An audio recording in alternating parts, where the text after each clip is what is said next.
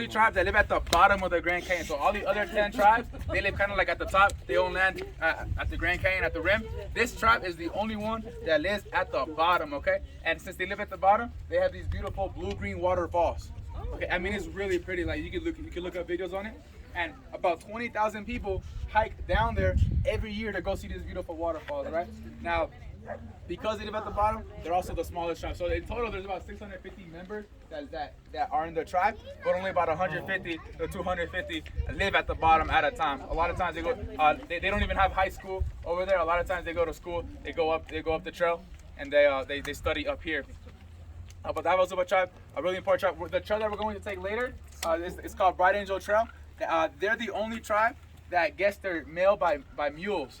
You guys know the mules? I don't know if you guys know this, but you guys can take mule tours to the bottom of the Grand Canyon. Yeah, those you have to book 6 months in advance. Why? Because they only send out about 10 a day. And before they can send a human on their back, they have to send out mail to the Havasupai tribe for 2 years. It's like a 2-year training period, right? So that's the Havasupai tribe. And when you're 13 years old, I don't think I have anybody that's close to 13, but you're 13 years old and you're a boy, and the rite of passage to become a man, you have to hike the whole Grand Canyon. How long do you guys think that takes to hike the whole Grand Canyon? 3 months. 3 months?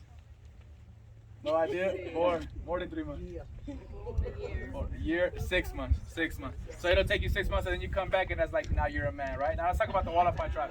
Walapai. Remember I said Pi stands for people. Wala, what that stands for is people of the tall pines. Has anybody been to the West Rim before? Has anybody been to the West Rim? Yeah, the West Rim. So that one is the one that's owned by the Walapai Nation. So it's not national park, right? So Walapai stands for people of the tall pines. But if you went to the West Rim, you notice there is no trees over there, right? It's mostly just desert. Well, they own 1.2 million acres of land. They only give us 2 small areas, Eagle Point and Guano Point, to explore. Now, what is like the biggest differences between the West Rim and then the South Rim? Okay, the biggest difference will be size. Okay, so right now we're about 7,000 feet deep, 18 miles wide. Okay, the West Rim is only about 4,000 feet deep and maybe like a third, maybe 6 miles wide. It's not nearly as wide. Which view is better? Okay, I love the South Rim view. I love it a lot. But let me tell you, it's so grand, it's so big, it almost looks fake. It almost looks like wallpaper. So you're gonna see that right now in like 3 minutes. But it almost looks fake. But that's how big it is. And you can't see the river.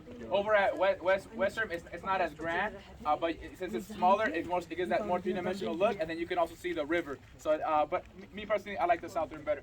Now, the second biggest difference is that this is National Park, and over there at the West Rim, that's Walapai Nation. So over here, National Park, the main purpose is to preserve. That's all we're trying to do. We're not trying to quote unquote make money, right? So when it snows or something, let's say this whole thing was covered in snow, we either have to shovel it out or we have to just put gravel on top of it. We can't put salt on it, salt melts the ice. We can't do that. That's illegal, all right? Because we're trying to preserve. That's the whole point of a national park. Over there, Walapai Nation, the West Rim, they have the skywalk. You guys know what the skywalk is? Yeah.